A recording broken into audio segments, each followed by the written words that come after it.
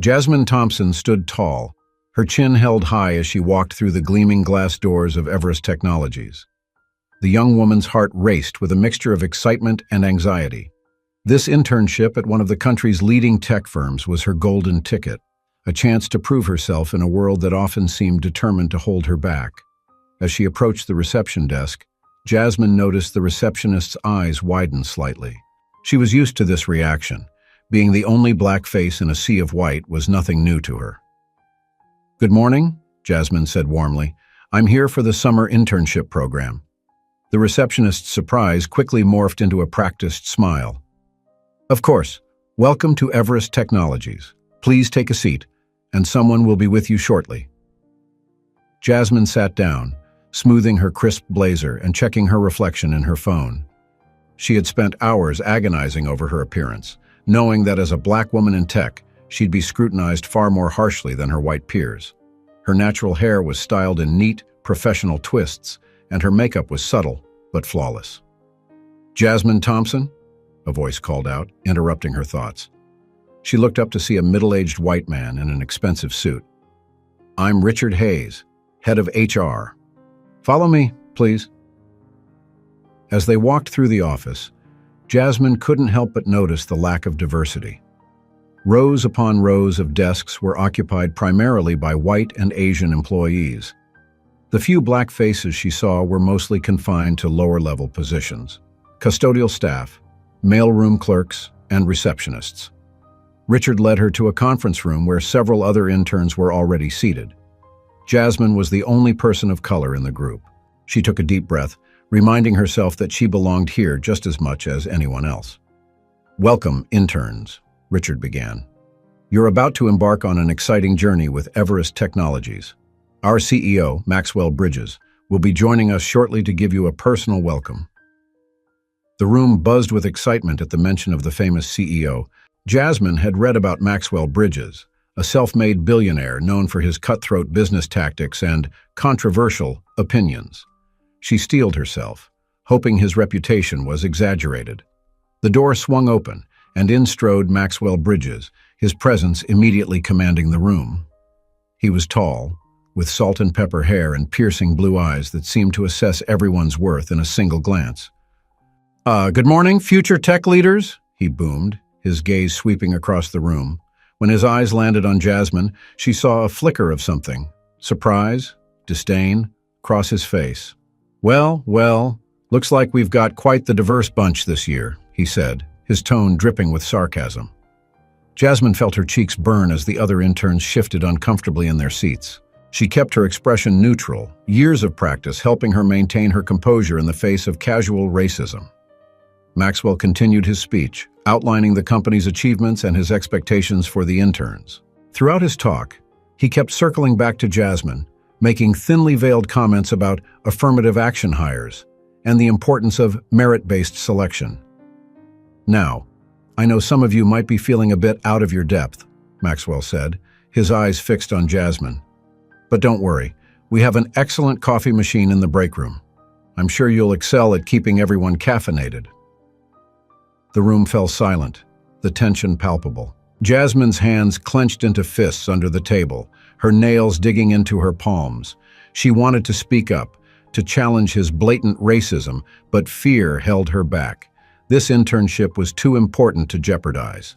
As Maxwell wrapped up his speech, Richard stood to assign the interns to their respective departments. "Jasmine Thompson," he called out, "you'll be assisting in the marketing department." Maxwell interrupted. "Actually, Richard, I think Ms. Thompson would be better suited to assist my executive assistant. We could use some help with filing and scheduling." Jasmine's heart sank. She had applied for this internship specifically for its renowned marketing program. Being relegated to a glorified secretary position was a clear attempt to sideline her.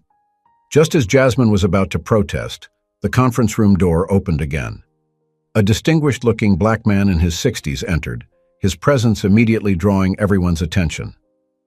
"I apologize for the interruption," he said, his deep voice resonating through the room. "I hope I'm not too late to welcome our new interns." Maxwell's face paled as he stammered, "Chairman Thompson, We weren't expecting you today.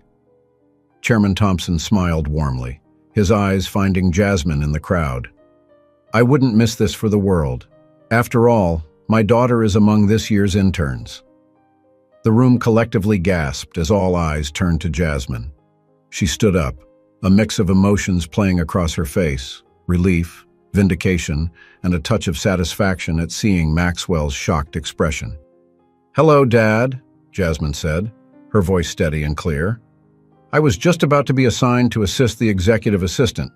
Perhaps Mr. Bridges would like to reconsider that decision." Chairman Thompson's eyes narrowed as he looked at Maxwell. "Yes, I believe Mr. Bridges might want to rethink a few of his recent decisions. Shall we step into your office to discuss this further, Maxwell?" As her father and the now stuttering CEO left the room, Jasmine sat back down, her head held high. The other interns stared at her in awe, and she could see a newfound respect in their eyes. Richard cleared his throat, clearly flustered. "Right. Well, let's continue with the assignments. Jasmine Thompson, you'll be in the marketing department as originally planned." As the meeting concluded and the interns filed out, Jasmine felt a tap on her shoulder. She turned to see a young white woman with kind eyes. "Hi, I'm Emma," she said. "I just wanted to say, I'm sorry about how Mr. Bridges treated you. It was completely unacceptable, and I admire how you handled it."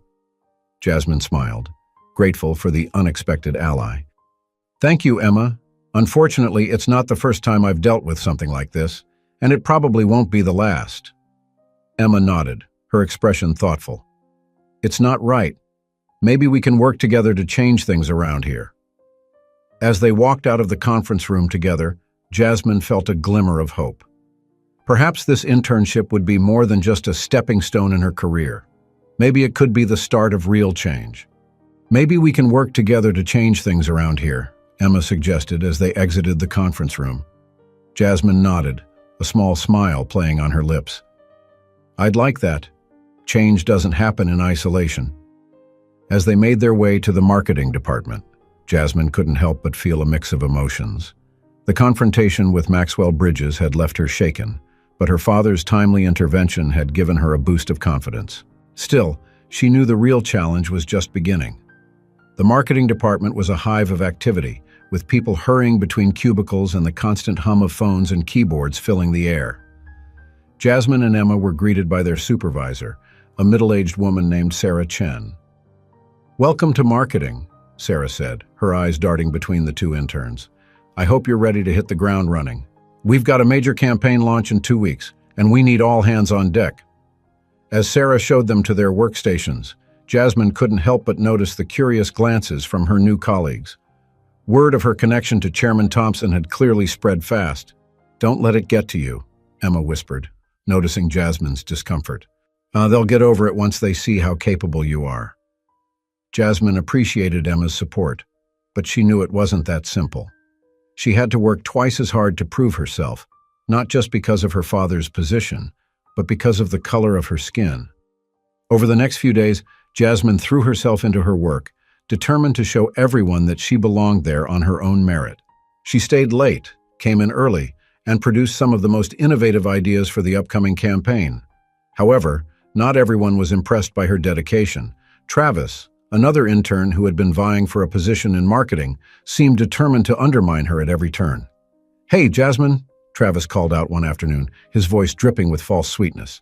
"I heard you're having trouble with the data analysis for the target demographic. Need some help? I know this stuff can be complicated." Jasmine bristled at his condescending tone. "Thanks, Travis, but I've got it covered. In fact, I just finished the analysis and sent it to Sarah." Travis's smile faltered for a moment before he recovered. "Oh, well, make sure you double-check everything. We wouldn't want any mistakes slipping through because someone was overwhelmed." As Travis walked away, Jasmine took a deep breath, trying to calm her anger. She knew his behavior was a mixture of jealousy and prejudice, but it still stung. Emma, who had overheard the exchange, came over to Jasmine's desk. "Don't let him get to you. He's just threatened because you're better at this than he is." Jasmine nodded, grateful for Emma's support. "I know. It's just, Exhausting sometimes, you know. Always having to prove yourself, always being underestimated. Emma listened intently, her face showing genuine concern. I can't imagine how hard it must be. Is there anything I can do to help? Jasmine thought for a moment. Just keep being an ally. Speak up when you see something wrong. Sometimes, it means more coming from someone who isn't directly affected. As the days went by, Jasmine continued to excel in her work, impressing Sarah and the rest of the marketing team. However, she couldn't shake the feeling that she was constantly being watched and judged.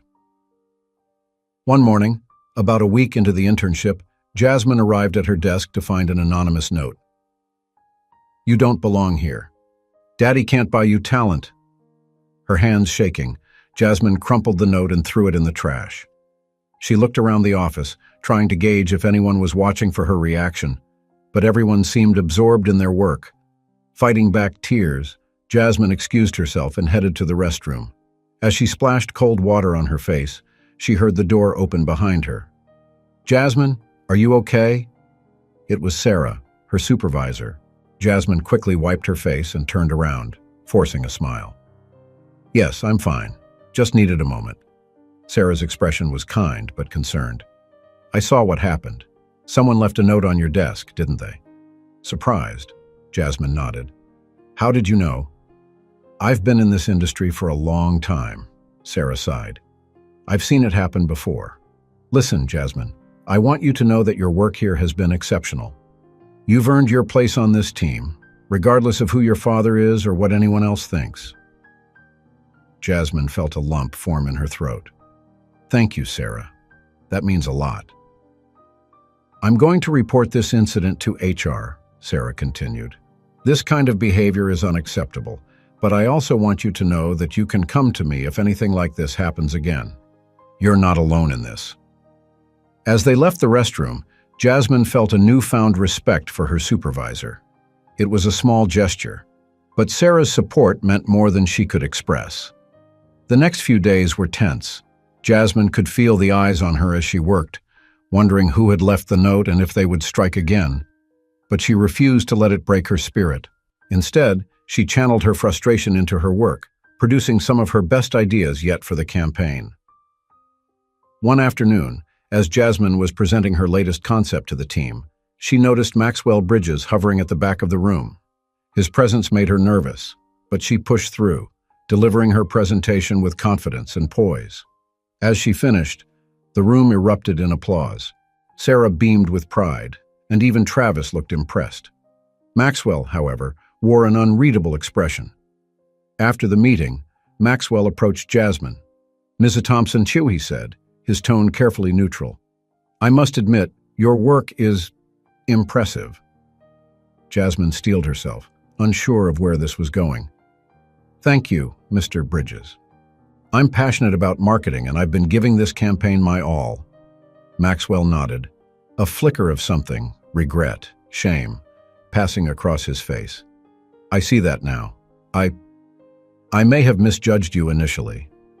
I hope you can understand that in my position, I need to be wary of outside influences." Jasmine felt a surge of anger at his thinly veiled reference to her race and her father's position, but she kept her composure, remembering her father's advice about navigating corporate politics.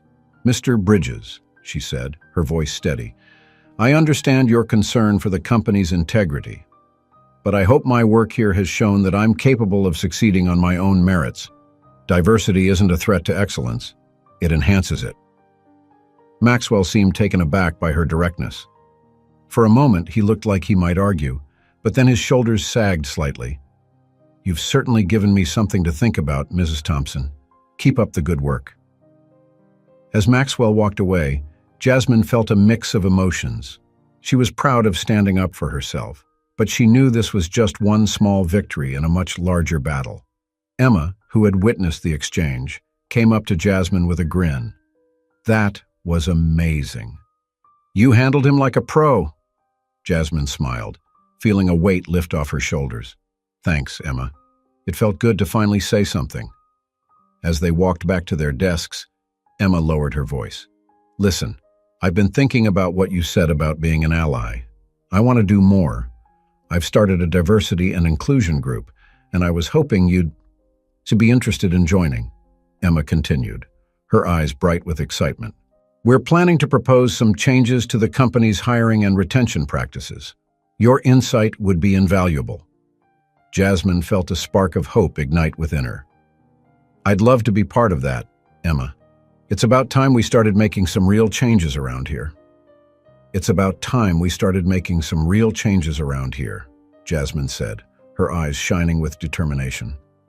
Emma nodded enthusiastically. "Exactly. We've got our first meeting scheduled for next week. I've already got a few other interns and junior staff on board." As the days passed, Jasmine found herself juggling her internship responsibilities with her growing involvement in Emma's diversity initiative. The upcoming marketing campaign was entering its final stages, and the pressure was mounting. Yet, Jasmine felt energized by the dual challenges. One afternoon, as Jasmine was putting the finishing touches on a presentation, she overheard a heated conversation from the nearby conference room. Curiosity got the better of her, and she edged closer to the partially open door. "We can't keep ignoring this, Maxwell," came her father's voice, stern and unyielding. "The lack of diversity in our upper management is becoming a liability. We need to take concrete steps to address it." "With all due respect, Charles," Maxwell replied, his tone clipped, "we've always operated on a merit-based system.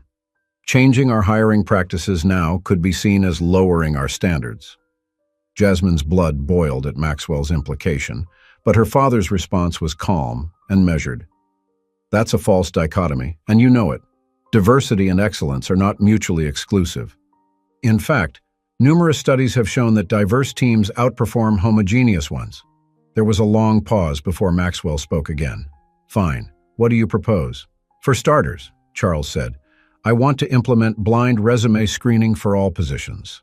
Names, photos, and any identifying information will be removed during the initial selection process. We'll also be mandating unconscious bias training for all hiring managers." Jasmine's heart raced with excitement. These were exactly the kind of changes she and Emma had been discussing.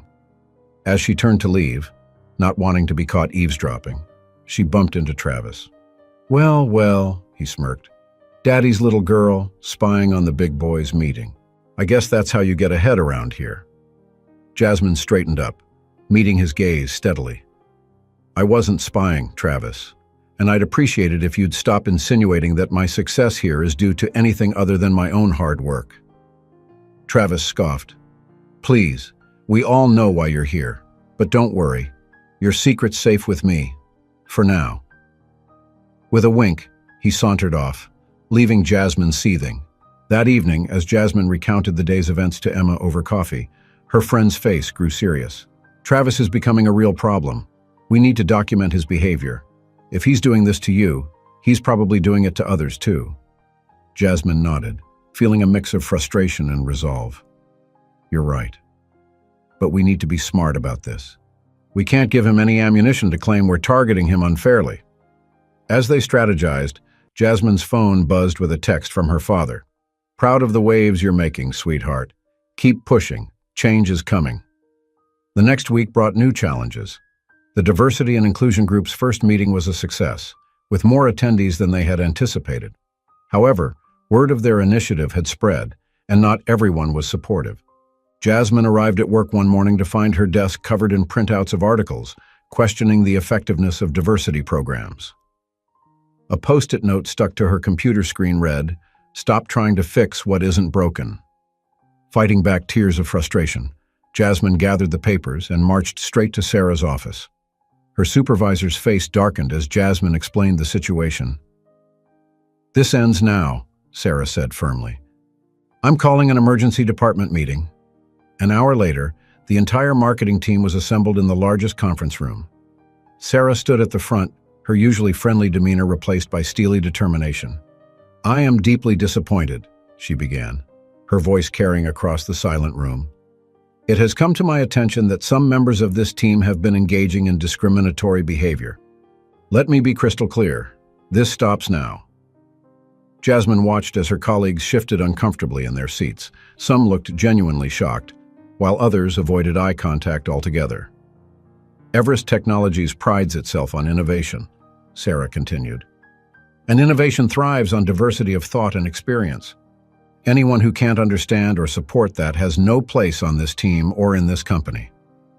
As the meeting concluded, Jasmine felt a mix of emotions. She was grateful for Sarah's support, but worried about potential backlash. Her fears were not unfounded. Over the next few days, Jasmine noticed a shift in the office dynamics. Some colleagues who had been friendly before now avoided her gaze. Others went out of their way to be overly nice, their forced smiles not quite reaching their eyes. Travis, however, seemed unaffected by Sarah's warning. If anything, his behavior became more brazen. "Hey, Jasmine," he called out one afternoon, loud enough for the entire office to hear. "I hear the company's starting a new quota system. Guess that means you're guaranteed a job after the internship, huh?" Before Jasmine could respond, Emma stepped in. "That's enough, Travis. Your comments are inappropriate and unprofessional. If you have concerns about company policies, take them up with HR." Travis's face reddened, but he backed off, muttering under his breath as he returned to his desk.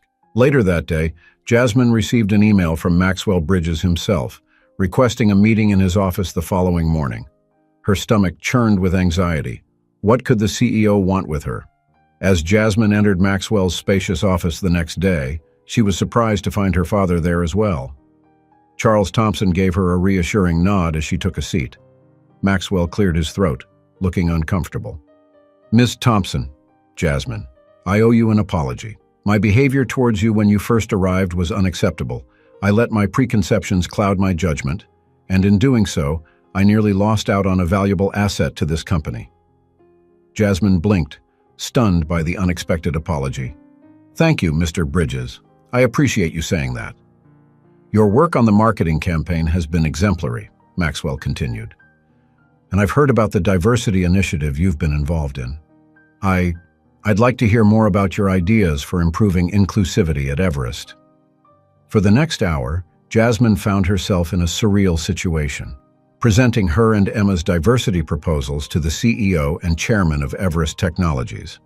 As she spoke, she could see Maxwell's expression shifting from skepticism to genuine interest. "These are compelling proposals," Maxwell admitted as Jasmine concluded her presentation. "I can see now that I've been operating under some outdated assumptions. Charles, I think it's time we seriously consider implementing these changes company-wide." As Jasmine left the office, feeling a mix of exhaustion and exhilaration, she found Emma waiting anxiously in the hallway. "Well?" Emma asked, her eyes wide with anticipation. "How did it go?" Jasmine couldn't help the grin that spread across her face. "Emma," she said, her voice filled with excitement and hope, "I think we just made a real breakthrough," Jasmine continued, her eyes shining. "Mr. Bridges seems genuinely interested in implementing our diversity proposals. It's not a done deal yet, but it's a huge step forward." Emma squealed with delight, pulling Jasmine into a tight hug. "This is amazing. I knew you could do it. We're actually making a difference." As they walked back to their desks, discussing the meeting in hushed, excited tones, Jasmine felt a newfound sense of purpose. She had come to Everest Technologies, hoping to prove herself in the tech world, but now she realized she had the opportunity to do something even greater, to pave the way for others like her. As they walked back to their desks, discussing the meeting in hushed and excited tones, Jasmine felt a newfound sense of purpose. She had come to Everest Technologies hoping to prove herself in the tech world, but now she realized she had the opportunity to do something even greater, to pave the way for others like her. The next few weeks were a whirlwind of activity. Jasmine found herself juggling her regular internship duties with an increasing number of meetings related to the diversity initiative.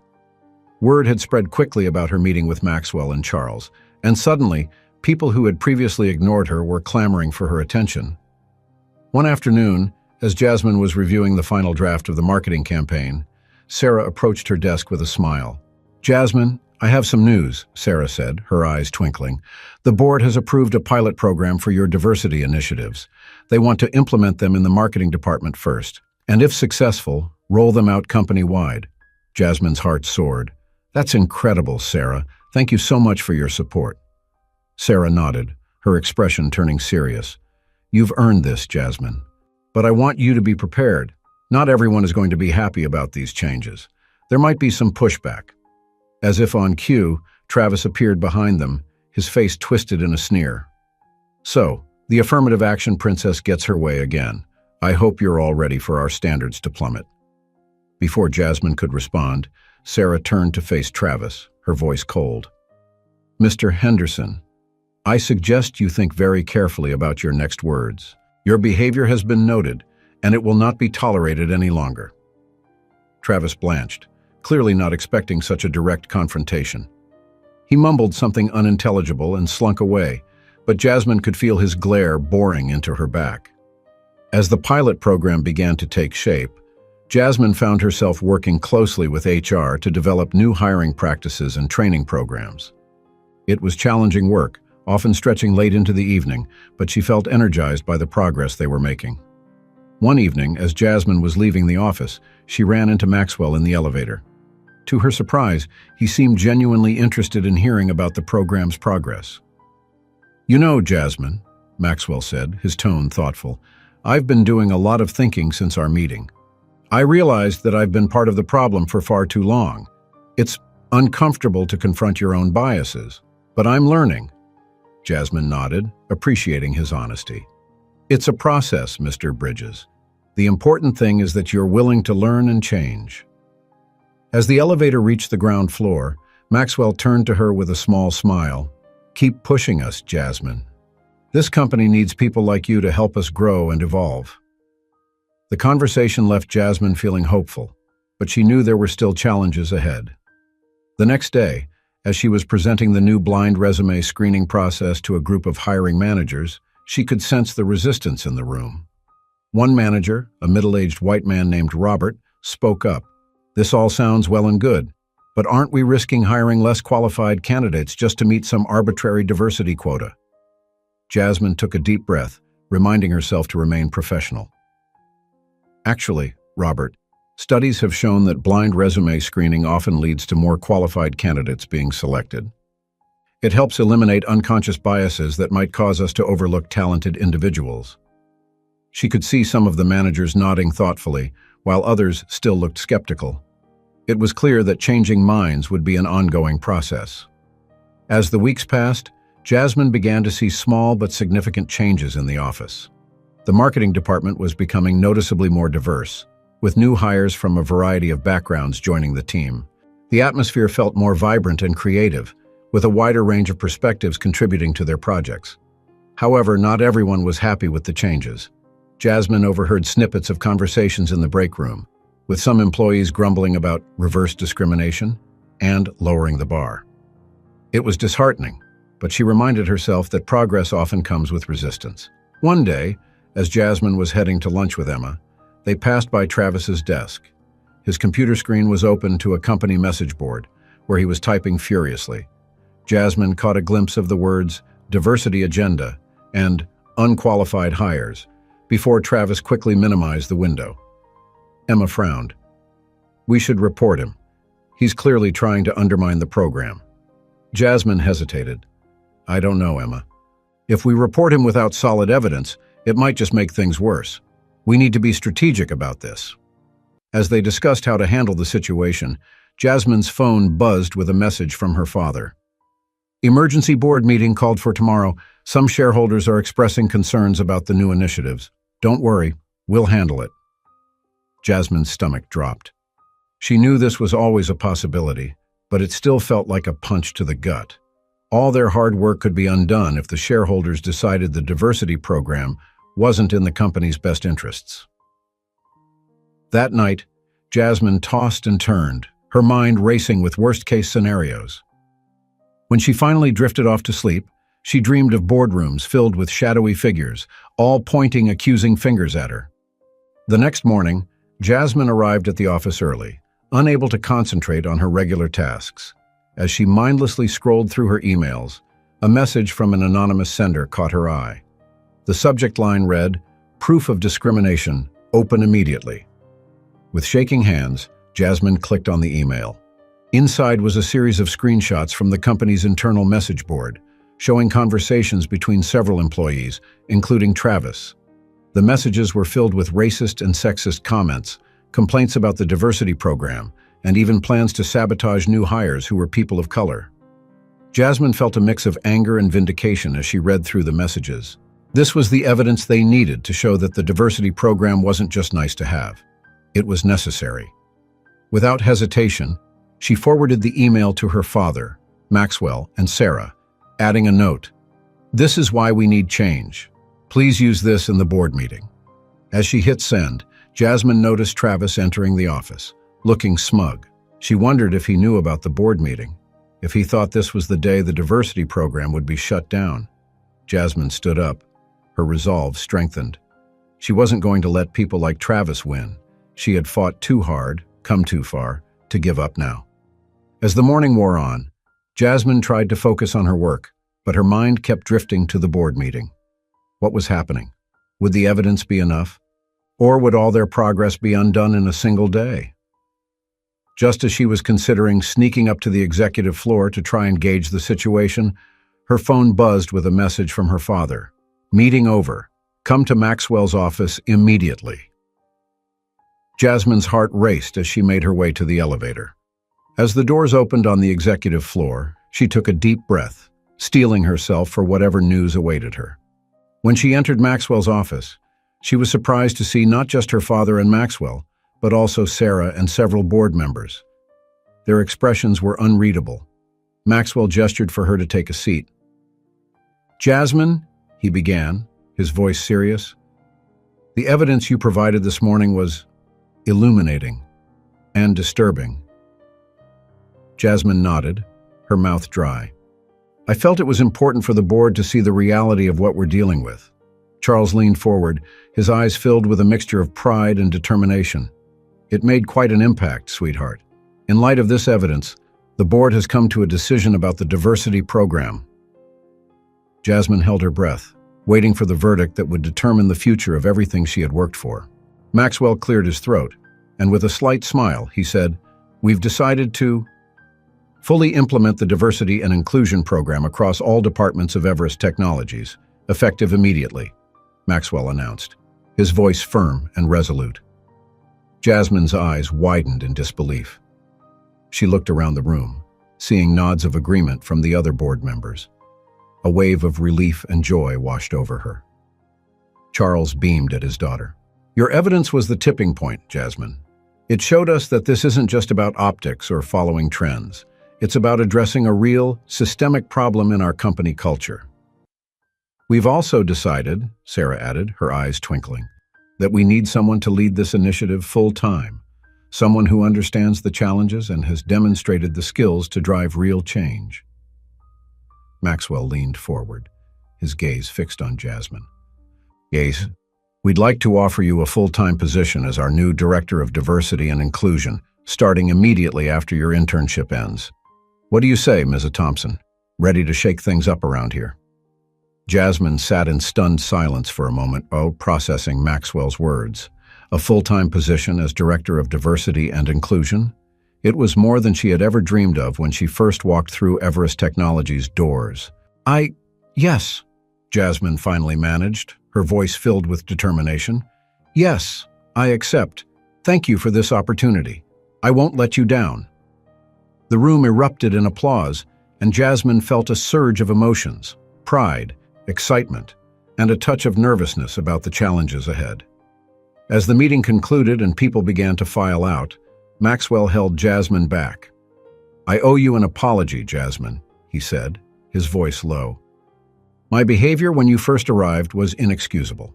I've learned a lot these past few weeks, thanks to you. I hope we can start fresh and work together to make Everest a truly inclusive place." Jasmine nodded, appreciating his sincerity. "Thank you, Mr. Bridges. I look forward to working with you on this initiative." The news of Jasmine's appointment spread quickly through the company. As she walked back to her desk, she could feel the eyes of her colleagues on her. Some offered congratulations, while others watched warily, unsure of what this change would mean for them. Emma was waiting at Jasmine's desk, practically bouncing with excitement. "Is it true? Did they really create a new position for you?" Jasmine nodded, still processing the whirlwind of events. "It's happening, Emma. We're really going to have the chance to make a difference." As they hugged, Jasmine caught sight of Travis across the office. His face was a mask of barely contained rage as he furiously typed on his computer. She made a mental note to keep a close eye on him in the coming weeks. The transition from intern to director of diversity and inclusion was not without its challenges. Jasmine found herself thrust into a world of corporate politics and resistance to change that she had only glimpsed before. Her first major task was to oversee the implementation of the blind resume screening process across all departments.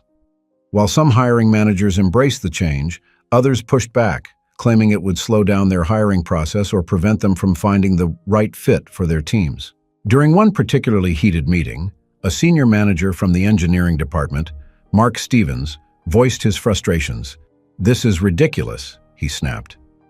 "I've been hiring successfully for 20 years. I think I know how to spot talent without some politically correct checklist." Jasmine took a deep breath, reminding herself to remain professional. "I understand your concerns, Mark," she said calmly. "But the data shows that blind resume screening leads to more diverse and often more qualified candidate pools. Why don't we try it for 3 months and then review the results together?" Mark grudgingly agreed, but Jasmine could tell she had a long way to go to win over some of the old guard. As the weeks passed, Jasmine found herself working long hours, often being the first to arrive and the last to leave. She was determined to prove that she deserved this position, that it wasn't just nepotism or tokenism that had landed her the role. One evening, as she was poring over diversity metrics for the quarterly board meeting, her father stopped by her office. "Sweetheart," Charles said, his voice filled with concern, "you need to pace yourself. This isn't a sprint, it's a marathon." Jasmine sighed, rubbing her tired eyes. "I know, Dad, but there's so much to do, and I feel like I'm constantly fighting an uphill battle." Charles sat down across from her. "Change takes time, Jasmine. You're doing great work, but don't burn yourself out. Remember why you're doing this, not just for yourself, but for all the young people of color who will come after you." His words struck a chord, and Jasmine realized she needed to find a better balance. She began delegating more tasks to her growing team and made a conscious effort to leave the office at a reasonable hour. As the months passed, Jasmine's initiatives began to bear fruit. The blind resume screening process had indeed led to a more diverse pool of candidates being interviewed and hired. The unconscious bias training, initially met with eye rolls and skepticism, was now receiving positive feedback from employees who reported feeling more aware of their own biases. But not everyone was happy with the changes. Jasmine began receiving anonymous emails criticizing her work, claiming she was lowering standards or discriminating against white employees. She tried not to let it get to her, but some days it was hard not to take it personally. One day, as Jasmine was leaving a particularly successful training session, she overheard 2 employees talking in the hallway. "Can you believe this diversity nonsense?" one of them said. "Oh, it's like you can't even be proud of being white anymore without being called a racist." "I know," the other replied. "And did you see the new hires in IT? I bet none of them were the most qualified. They probably just got hired to fill a quota." Jasmine felt her blood boil, but before she could confront them, she felt a hand on her shoulder. It was Emma. "Don't," Emma said softly. "They're not worth it. Let's document it and add it to our report on workplace culture. That's how we make real change." Jasmine nodded, grateful for her friend's level-headedness. Together, they walked back to Jasmine's office, discussing ways to address these underlying attitudes in future training sessions. As the 1-year mark of her appointment approached, Jasmine was asked to present the results of her initiatives to the board. She spent weeks preparing, gathering data, and rehearsing her presentation. The night before the big meeting, Jasmine found herself unable to sleep. She tossed and turned, plagued by doubts. Had she really made a difference? Or was she just a figurehead, a symbol of diversity without any real power to affect change? The next morning, as she stood before the board, Jasmine took a deep breath and began her presentation. She laid out the numbers, the increase in diverse hires, the positive feedback from employees, the improved retention rates among minorities. But then she did something unexpected. She put down her notes and spoke from the heart. "These numbers are important," she said, her voice strong and clear. "But they don't tell the whole story. The real change I've seen is in the conversations happening in break rooms, in the way teams are collaborating more effectively, in the innovative ideas coming from our more diverse workforce." She paused, looking each board member in the eye. "We've made progress, but we still have a long way to go. Diversity and inclusion isn't a one-time initiative. It's an ongoing commitment to creating a workplace where everyone feels valued and has the opportunity to succeed." As she concluded her presentation, the room was silent for a moment. Then, slowly, applause began to build. Jasmine saw nods of approval from several board members, and even Maxwell was smiling. Charles stood up, his voice filled with pride. "Thank you, Jasmine. Your work this past year has been exemplary. I think I speak for the entire board when I say we're committed to continuing and expanding these initiatives." As Jasmine left the boardroom, she felt a sense of accomplishment wash over her. She had faced discrimination, doubt, and resistance, but she had persevered. And in doing so, she had begun to change the culture of an entire company. Walking back to her office, Jasmine passed by the intern area where she had started her journey at Everest Technologies.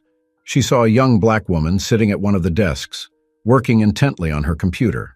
The woman looked up and saw Jasmine. Her eyes widened in recognition, and a smile spread across her face. In that moment, Jasmine realized that her work was about more than just numbers or policies. It was about paving the way for others, about showing that success was possible. As she continued to her office, Jasmine felt a renewed sense of purpose. There was still much work to be done, many battles to be fought, but she was ready for the challenge. After all, change doesn't happen overnight. It happens one day at a time, one person at a time, and Jasmine Thompson was just getting started. 5 years had passed since Jasmine Thompson's appointment as Director of Diversity and Inclusion at Everest Technologies. As she stood at the podium, preparing to deliver the keynote speech at the National Tech Diversity Conference, she couldn't help but reflect on the journey that had brought her here. Everest Technologies had become a beacon of inclusivity in the tech industry, known for its diverse workforce and innovative approach to fostering an inclusive culture. Jasmine's initiatives had not only transformed the company, but had also inspired change across the sector. "When I first walked into Everest Technologies as an intern," Jasmine began, her voice carrying across the packed auditorium, "I faced discrimination and doubt.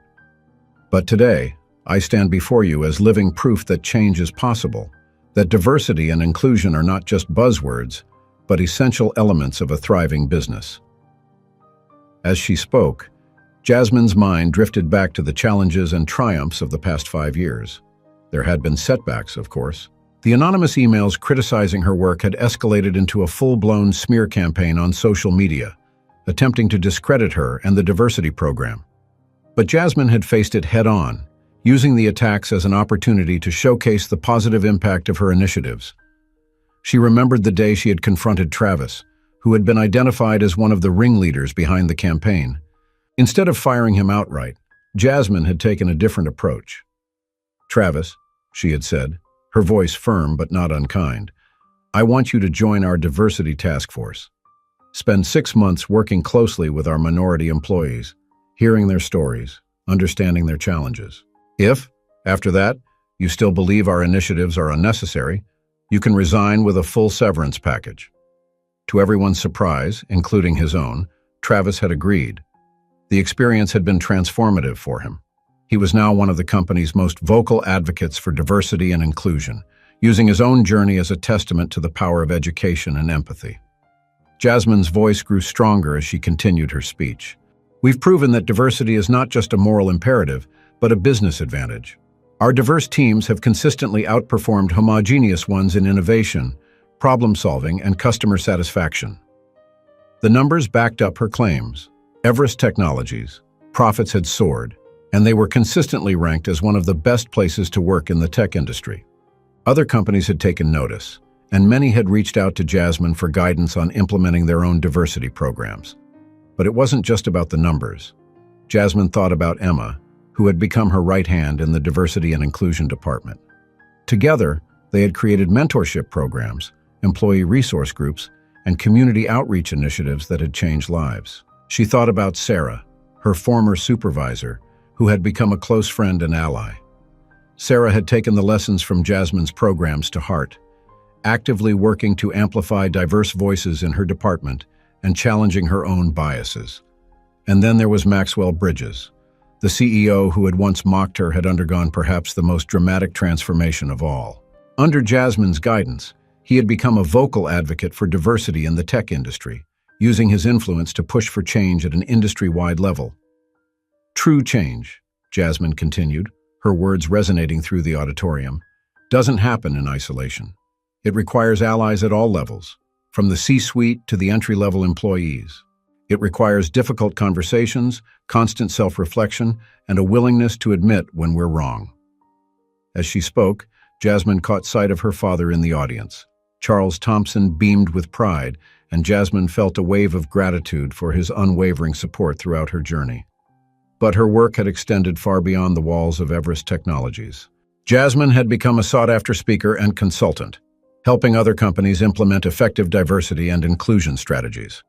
She had testified before Congress on the importance of diversity in tech, pushing for policies to support underrepresented groups in STEM fields.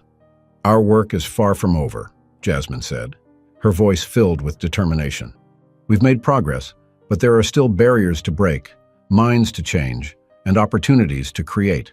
The tech industry has the power to shape the future, and it's our responsibility to ensure that future is inclusive and equitable for all." As she concluded her speech to thunderous applause, Jasmine felt a sense of both accomplishment and renewed purpose. She had come so far from that nervous intern, who had walked into Everest Technologies 5 years ago, but she knew there were still battles to be fought. After the conference, as Jasmine was gathering her things, a young black woman approached her, eyes shining with admiration. "Miss Thompson," the woman said, her voice trembling slightly, "I just wanted to thank you. Your work, your story, it's given me hope. I'm starting an internship at a tech company next month, and I was terrified. But hearing you speak today, I feel like maybe I can do this too." Jasmine smiled warmly, remembering her own fears and doubts when she had started her journey. "You can do it," she said, squeezing the young woman's hand. "And remember, you're not just doing it for yourself. You're paving the way for others who will come after you." As the woman walked away, Jasmine felt a tap on her shoulder. She turned to see Maxwell Bridges, a wry smile on his face. "Quite a speech, Jasmine," he said. "A far cry from the day we met, eh?" Jasmine chuckled, shaking her head at the memory. "We've both come a long way, Mr. Bridges." Maxwell nodded, his expression turning serious. "I owe you an apology, Jasmine. Not just for how I treated you, but for the years I spent perpetuating a system that excluded talented people like you. You've taught me more than you know." "Thank you," Jasmine said, touched by his sincerity. "But the real test is what we do going forward. There's still so much work to be done." "Indeed there is," Maxwell agreed, "which is why I wanted to talk to you. The board and I have been discussing the future of Everest Technologies, and we believe it's time for a change in leadership. We'd like you to consider taking on the role of CEO." Jasmine's eyes widened in shock. "CEO? Me?" Maxwell nodded, a smile playing at his lips. "Who better to lead us into the future than the woman who's already transformed our company? Think about it, Jasmine.